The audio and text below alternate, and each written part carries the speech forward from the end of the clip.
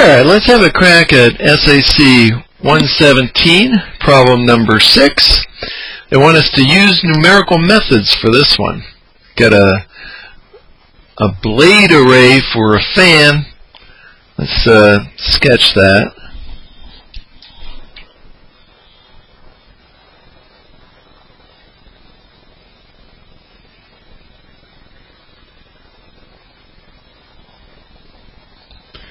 There we go. Beautiful looking fan there.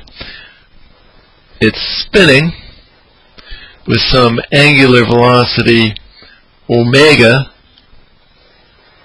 which at time 0 is 2,500 revolutions per minute, which I can express as in radians per second. We'll go with the SI units, radians per second. I'll multiply this by 2 pi radians per revolution. That'll get rid of the revolutions, and then I got to get rid of the minutes, so I'll multiply that by a minute over 60 seconds. That's a good way of writing 1.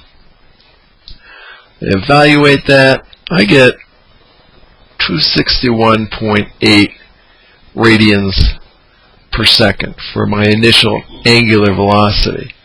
Okay, starting from the instant it's shut down, the blade array experiences an acceleration alpha, which is minus 12 radians per second squared, right up here, minus 0.0065. I'll call it radians to the minus 1, just the way it's written up there, times omega squared.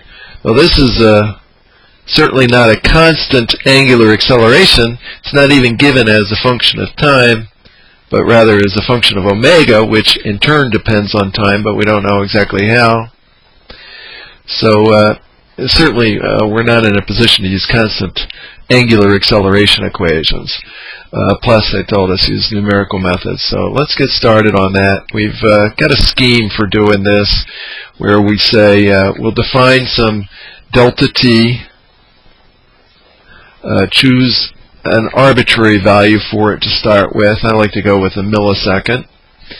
And then develop a table where knowing omega and alpha at one instant will allow us to calculate what it is at time delta t later.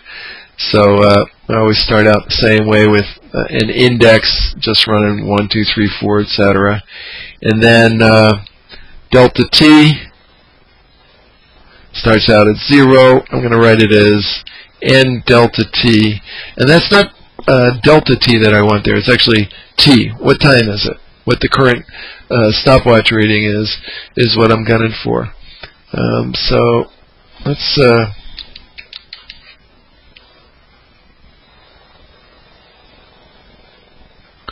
get a nice table going there. Get a perfect horizontal line.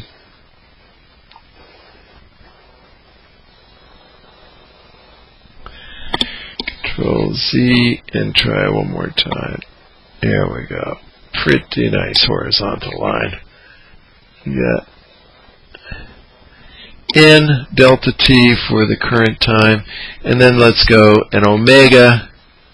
I'll call it omega n, the angular velocity corresponding to that n, which actually corresponds to a certain value of t. Which, by the way, is going to be the same expression all the way down. Whatever n is times what my delta t is the current time. Okay, omega n, it starts out at this value. So this is my omega 0. I'll just put in omega 0 right there. But I got to realize it's this value right here.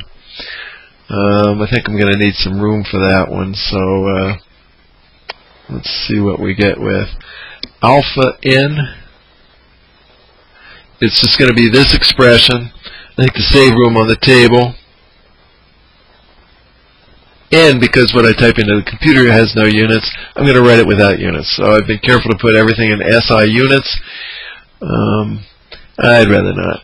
It's best to include units if you can. So seconds squared, and then minus 0.00 65. A radian isn't a true unit, so I can legitimately leave that one out. It's more of a marker than a unit.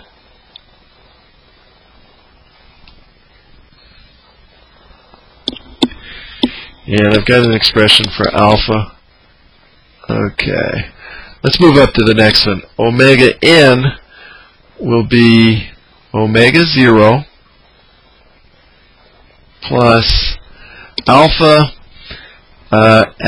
I want an average value for the angular acceleration during the time interval from 0 to 1. Well, this would be it at time 1. It would be better if I could get it at time a half. So I want something midway between the alpha here and the alpha that's going to apply over here. So I want to let's work on getting an alpha at the midpoint in between. Now that's going to depend on what the omega is at the point right in between those two times. So I'll call this n plus a half. So now I'm working on delta t over 2 when n is equal to 0. So I'll have omega 0 plus the alpha during that first, that's valid for that first half of delta t time interval. I'm going to use the value at the beginning just because I can't do any better. Well, it's only on this first line that I have to make that approximation, so I'll just use alpha n, and this will just be for that first half of delta t time interval, so it will be the shortest time interval that I'm dealing with. So times delta t over 2. This is essentially definition. Alpha is the rate of change of omega, multiply that times the time interval during which it's been changing like that, and I'll get the total change in omega, add that to the original omega, and I get the current omega. It's an approximation that's depends on the fact that we're treating alpha as if it was a constant when it's not. It varies over the time interval, but if we keep delta t small enough, it's a good approximation, and that's why we're using it. And it'll give us some good results here. And then alpha at n plus a half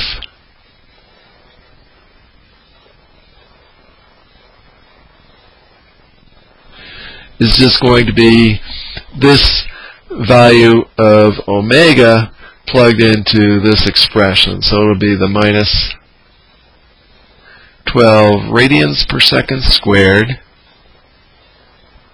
minus 0.0065 omega n plus 1/2. Okay, again here I'm working on n is equal to 0, so this is a delta t is t is equal to a half of delta t right here. That would be 0 plus a half, so it's this value right here that gets plugged in there. Okay, this one, by the way, was whatever the current n is. So it's this one that gets plugged in there. So this, I think I'm in a position, this is the one I was working on. Omega 0 plus the alpha that's good at the midpoint between these two times, which would be this one right here, alpha n minus a half.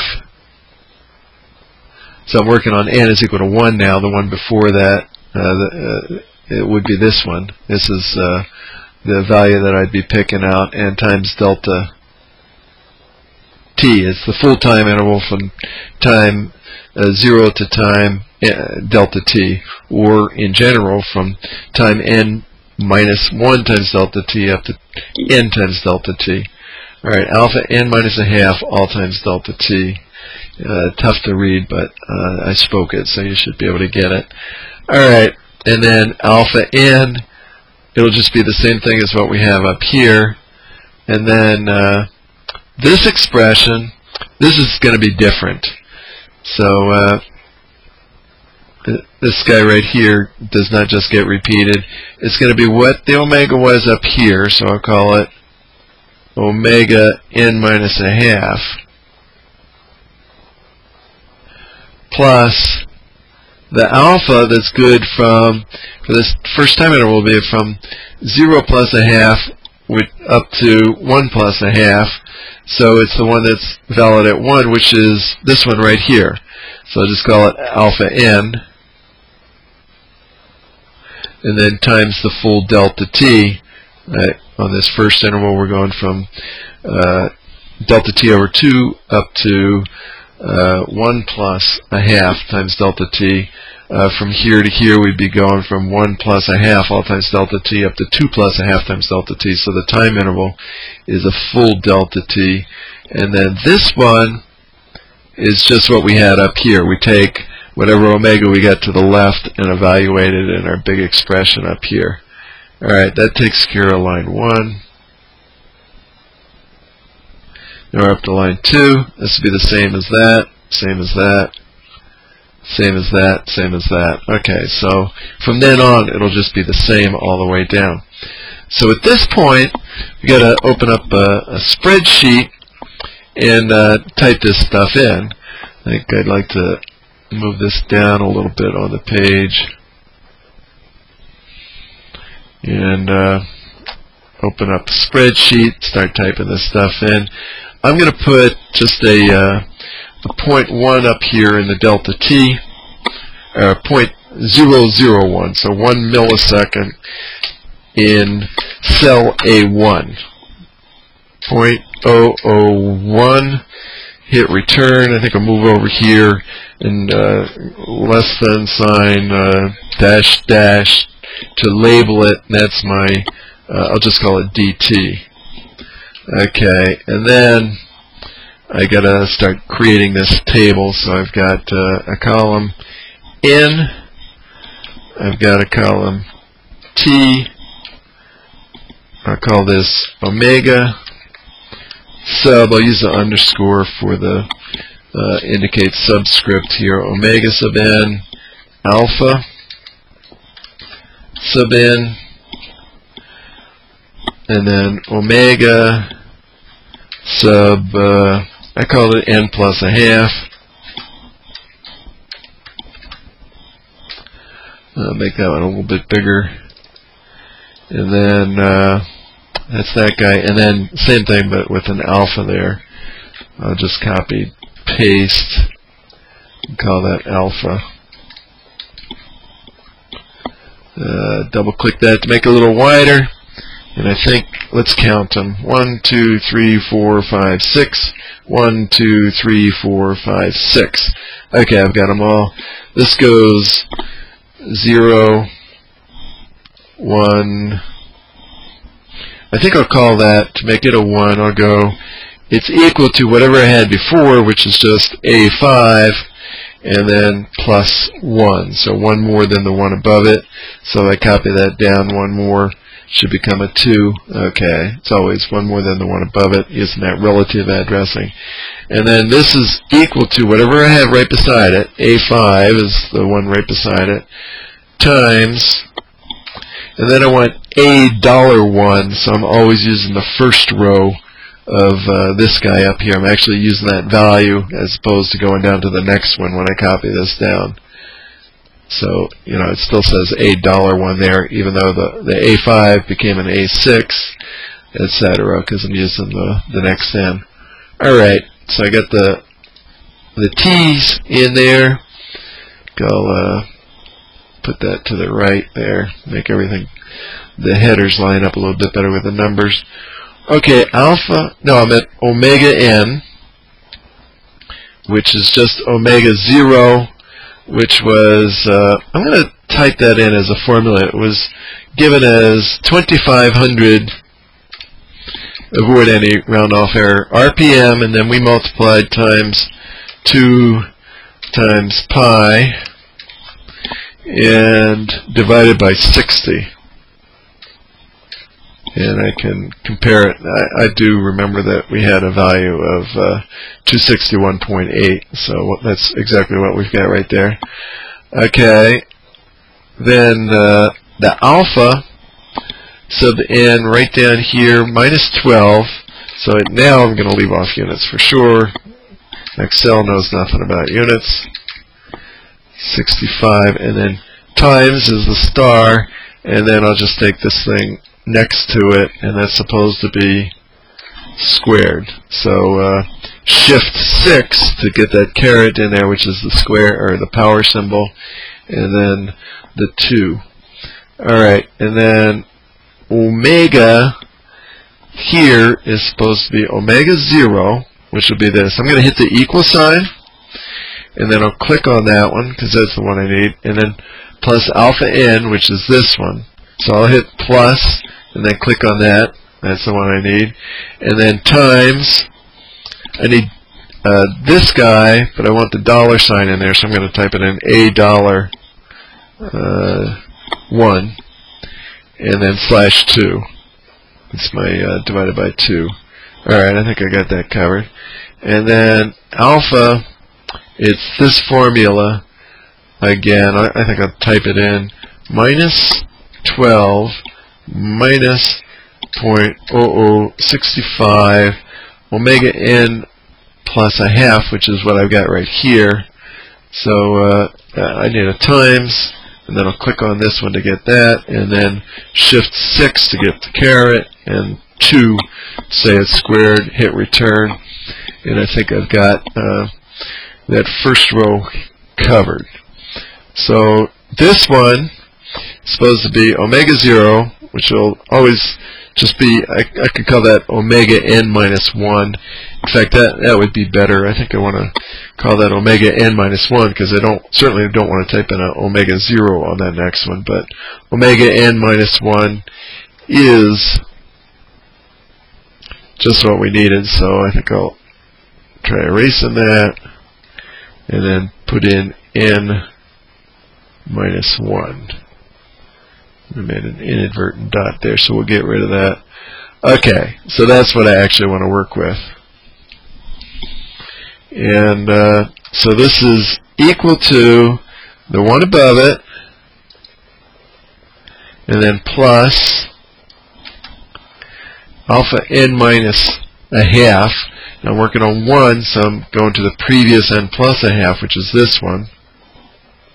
And then times delta t times $1, which is this guy, but I'm using absolute addressing. And that should do it for that one. This one is just the one above it, so just copy it down. Now I'm down to here, the omega n minus a half is this guy. So I'm going to type in an equal sign, omega n minus a half, and then plus the alpha n, which is right over here, and then times the delta t, times $1. Okay, and we got it. And then this one just gets copied down. And then I'm up to n is equal to 2, and everything just gets copied down again.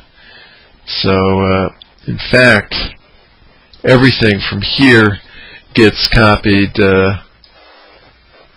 way down. I think I'll just go ahead and copy that down to, I want about 1,000 of them. So I'm going to go down to 1,004, I think. It's either 1,004 or 1,005. And up a little bit high there. 1,005. One more. Alright.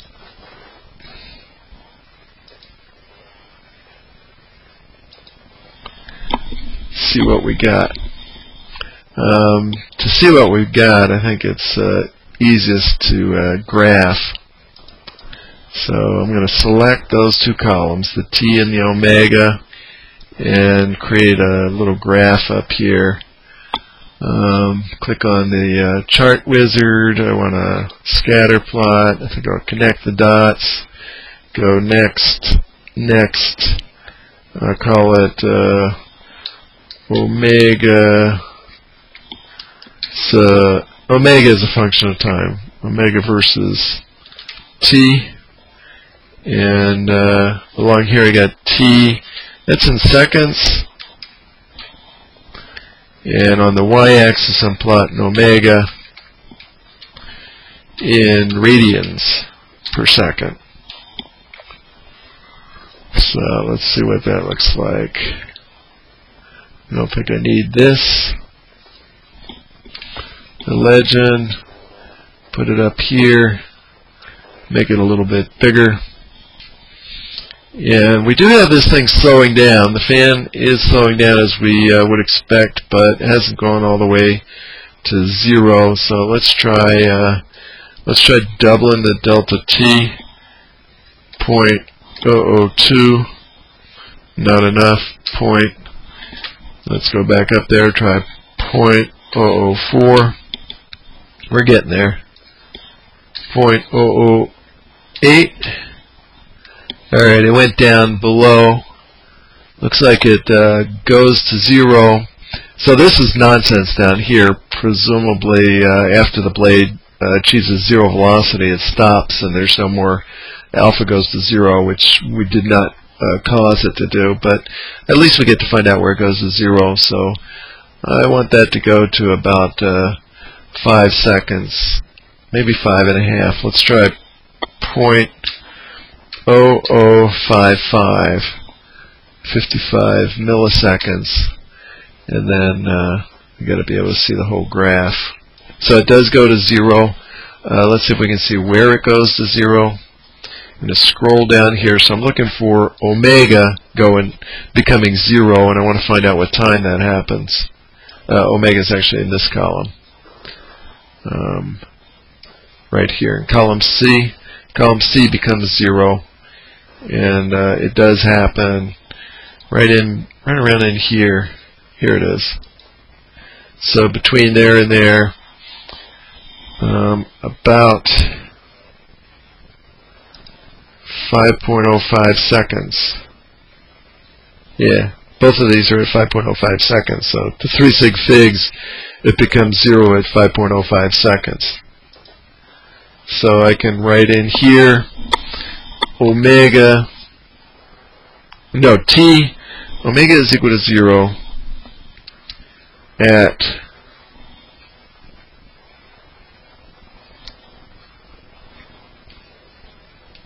T is equal to 5.05 seconds.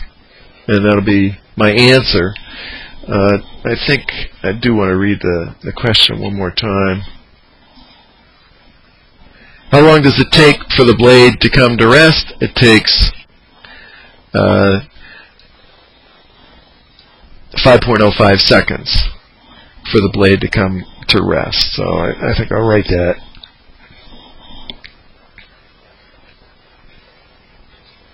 Starting from the start of observations, it takes 5.05 seconds for the blade to come to rest.